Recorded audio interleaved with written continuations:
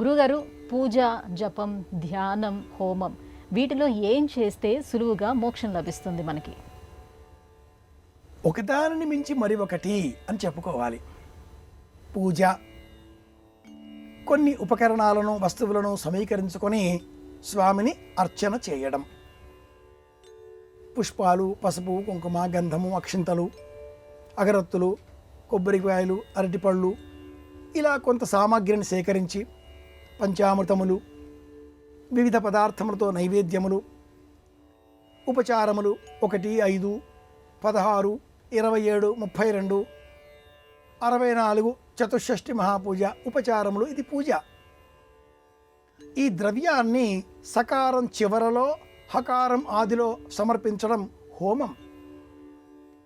ఒక మంత్రాన్ని ఆ మంత్రాధిష్టాన దైవాన్ని స్తోత్రం చేస్తూ సప్తాంగములతో ఋషి, ఛందస్సు, దేవత, బీజం, కీలకం, వినియోగం, శక్తి ఈ 7టితో క్రమ పద్ధతిలో జపం చేయడం మరి ఒకటి కాగా, ఆ మూల రూపాన్ని, దేవతా స్వరూపాన్ని ధ్యానం చేయడం 4వది.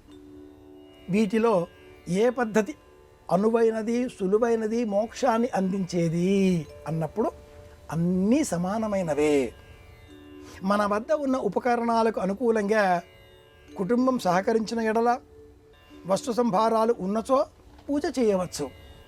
సమయము, సందర్భము మన చేత ఆచరింపజేసేటటువంటి యోగ్యులైనటువంటి ఋత్విక్కులు అందరూ కూడా లభించిన ఎడల యజ్ఞయాగాది క్రతువులు ఆచరించవచ్చు.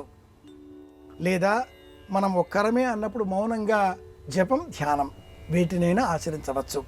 కలియుగంలో మట్టుకు సులభంగా మోక్షాన్ని పొందేటటువంటి మార్గం జపం. ఇంకా సులభంగా అన్నప్పుడు ముందుగా జపం చేస్తే ఆ తదుపరి మనకు లభించేటటువంటి స్థితి ధ్యాన స్థితి. ఇక్కడ ఒక్కరే సరిపోతారు, సమష్టి చైతన్య బలం అవసరం లేదు. ఇలా ఈ కలియుగంలో నామ జపం, స్వరూప ధ్యానం వీటి ద్వారా మోక్షాన్ని పొందవచ్చు అని సనాతన ధర్మం వివరిస్తుంది. భగవన్నామాన్ని స్తోత్రం చేయడం, మనస్సులో ధ్యానం చేయడం, భగవన్నామాన్ని జపం చేయడం. శ్రీమాత్రే నమః, శ్రీమాత్రే నమః, ఓం శ్రీం రామ్ రామాయ నమః, ఓం శ్రీం రామ్ రామాయ నమః. శక్తిని మనలో ఆవేశింపజేసుకునే విధంగా ఆ జపమాలికలో ఉండే మణిని మన వైపు వేసుకుంటూ జపం చేయడం. జపం చేసే కొద్దీ ఆ జపమాలిక పైన, సంఖ్య పైన మనస్సు లగ్నం కాకుండా మూల రూపమైన ఆ దేవతాశక్తి పైన దృష్టి కేంద్రీకృతం కావడంతో జపమాలికతో ఇక పని లేదు, కేవలం ధ్యానమే, ఆనందమే. ఇలా మనం ఆలోచించినట్లయితే ధ్యానం సులభమైన మార్గం.